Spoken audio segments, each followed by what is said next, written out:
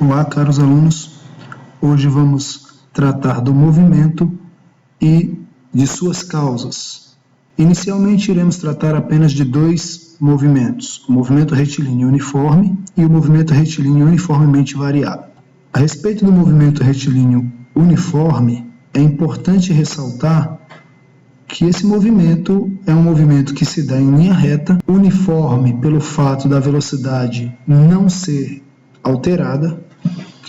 E quem é que provoca esse tipo de movimento? Bom, vamos lembrar aí da primeira lei de Newton, conhecida como lei da inércia.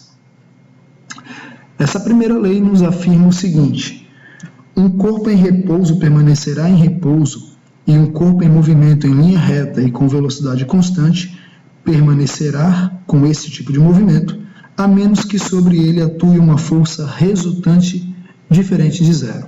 Ou seja, caso as forças estejam empatadas, vamos chamar assim, o movimento ele permanece inalterado. O estado de movimento de um corpo não sofre nenhuma alteração. Então esse movimento é um movimento onde a velocidade é constante. Isso significa que a aceleração é igual a zero, uma vez que a aceleração afere justamente isso, é a grandeza que nos revela como ocorre a mudança da velocidade ao longo do tempo. Se não há alteração nenhuma, essa taxa é igual a zero. Bom, ainda assim temos dois tipos de movimento, né? O movimento progressivo, que ocorre quando o móvel ele progride aí ao longo do eixo das abscissas, ou seja, ele parte de uma posição e no decorrer do tempo ocupa posições com valores superiores, ou seja, no sentido positivo do eixo X. Se nós utilizarmos aí o plano cartesiano como padrão, como referencial, ele segue no sentido à direita do eixo X.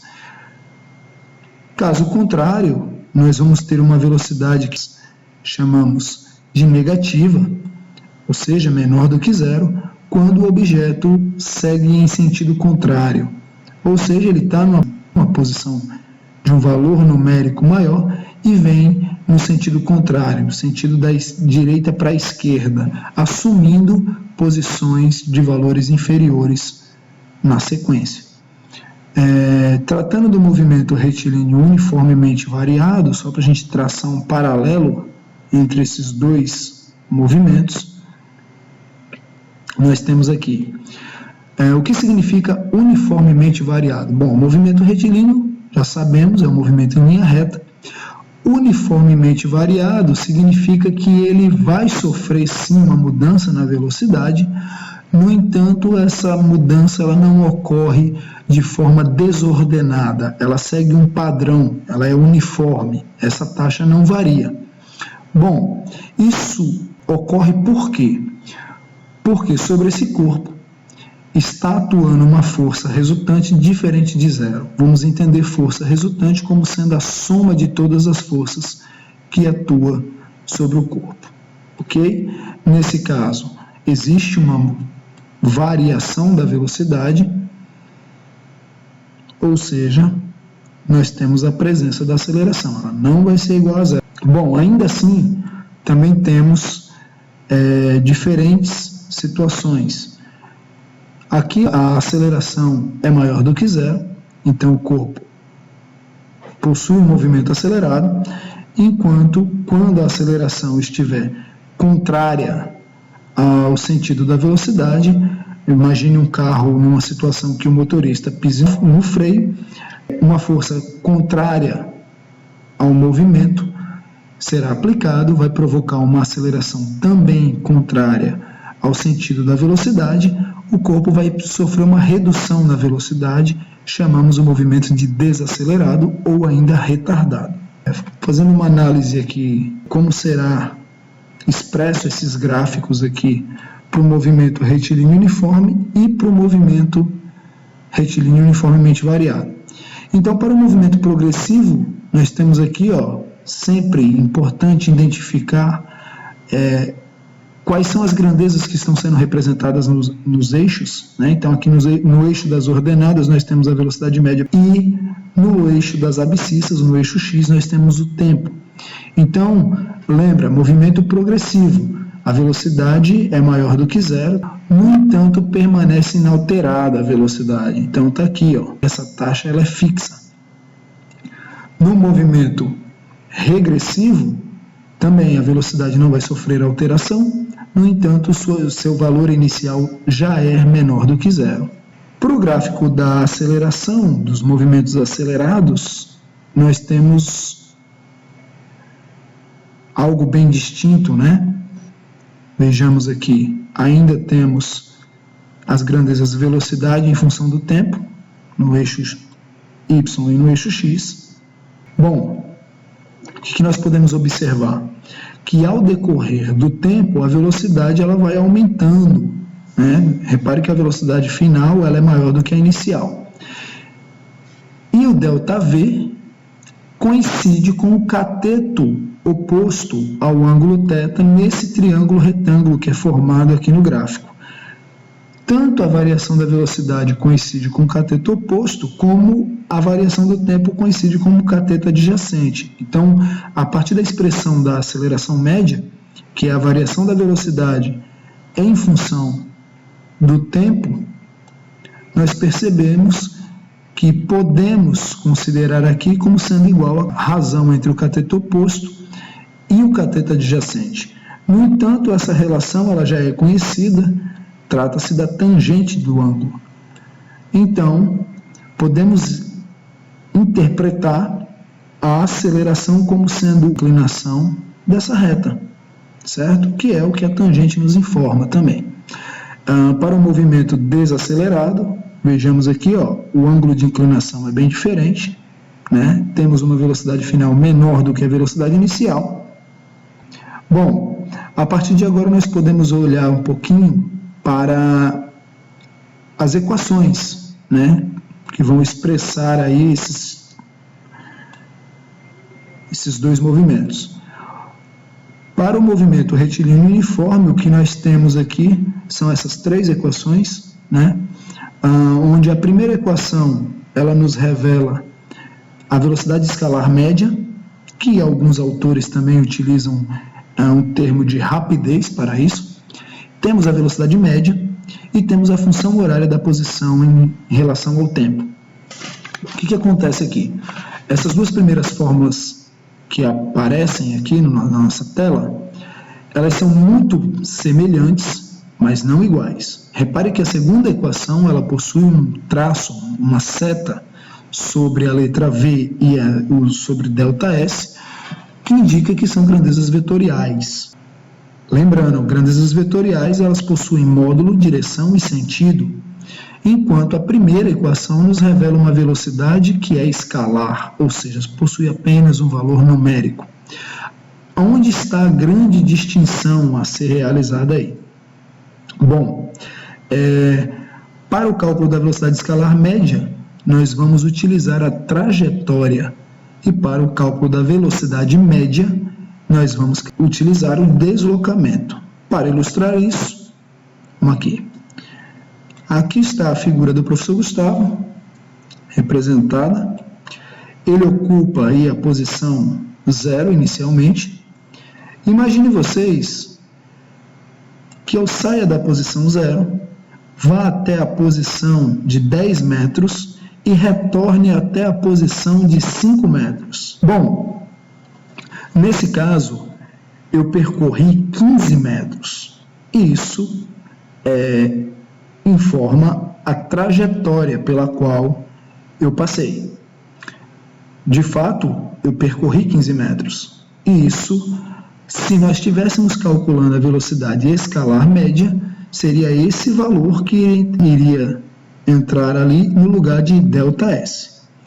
No entanto, se eu falo de velocidade média, e eu estou tratando de uma grandeza vetorial agora, ao realizar esses dois deslocamentos, estou dividindo em duas partes agora, eu saí da posição 0, fui até a posição de 10 metros, No segundo momento, eu saí da posição de 10 metros e atingia a posição de 5 metros. Então, só vai ser levado em consideração do ponto de partida ao ponto de chegada. Então, o deslocamento é de 5 metros. Então, repare, para o primeiro cálculo, para a velocidade escalar média, se eu realizei esse percurso aí em 10 segundos, por exemplo, eu teria aqui no lugar de ΔS 15 e no lugar de ΔT 10. No entanto, se eu falo de velocidade média, eu estou falando de deslocamento em função do tempo, é posição final menos a posição inicial, ou seja, 5 metros dividido por 10. Repare que os valores finais são diferentes, então daí a importância de tomar cuidado com isso. Bom, para o movimento retilíneo uniforme, nós temos algumas equações aqui importantes, né? A da aceleração média, como o próprio nome está dizendo, ela não vai te informar a aceleração em cada momento do movimento que estamos estudando, mas sim uma média. Para tal, é necessário fazer a variação da velocidade dividido pela variação do tempo. A segunda equação trata-se de uma equação da velocidade em função do tempo. A terceira equação no nosso quadro, ela é uma equação da posição em função do tempo. Repare que temos o termo t aqui, ao quadrado, então trata-se de uma equação de segundo grau. Se fôssemos expressar isso através de um gráfico, daria uma parábola ou uma hipérbole. A quarta equação presente trata-se da equação de Torricelli, como vimos em sala, ela é uma combinação da segunda e da terceira equação. E por último, nós também temos como calcular a velocidade média no movimento retilíneo uniforme a partir de uma média aritmética entre as velocidades. Tá? Isso é importante, é útil, no entanto, é bem diferente do movimento retilíneo uniforme. Tá? Aqui no movimento retilíneo uniforme vale até uma frase de efeito, também muito útil, que é: a velocidade média não é a média das velocidades. Tá? Então, muitas vezes você se depara com um problema no qual o autor diz que entre 3 cidades, por exemplo, da cidade A até a cidade B, o móvel desenvolveu uma velocidade média de 20 km por hora, e na cidade B, a cidade C, o móvel desenvolve uma outra velocidade, por exemplo, 40 km por hora, e nos tenta aplicar uma média aritmética.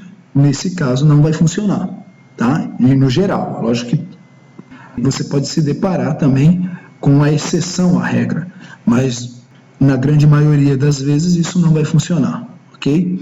Então, o que eu devo fazer? Considerar, procurar determinar o deslocamento total nessa viagem entre A, B e C e dividir pelo tempo a qual levou, certo? Então fica aí a dica. Por último, nós temos aqui um quadro contendo as equações tanto para o movimento retilíneo uniforme, que é essa primeira equação, como para o movimento retilíneo uniformemente variado, que está sendo expresso aí, Repare que a segunda, a terceira e a quarta possuem a presença aqui da aceleração. E nessa tabela você consegue verificar o que cada equação possui e o que deixa de trabalhar, né? Por exemplo, a primeira aqui nós já podemos observar que a velocidade final não é contemplada nessa equação, nem a aceleração. Então, fica sempre aquela dica. Ao se deparar com um problema, identifique primeiro o comando da questão, compreenda o que é que a questão quer que você entregue como resposta. Segundo passo, você deve selecionar todas as principais informações, as informações relevantes que o autor da questão te fornece, para então optar por aplicar uma ou mais de uma equação dessa em busca da solução.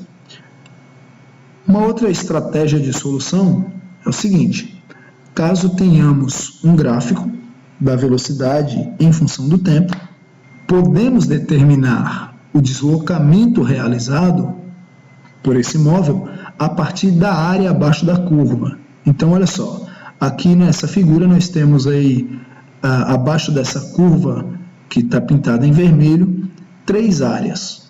E aí o deslocamento seria dado pela soma dessas 3, e para calcular a área de cada uma das figuras, vale aí o conhecimento matemático, né? Identificar que figura foi formada e aplicar a fórmula matemática mais adequada. Bom, para receber mais notificações sobre futuros vídeos, inscreva-se no canal. Obrigado.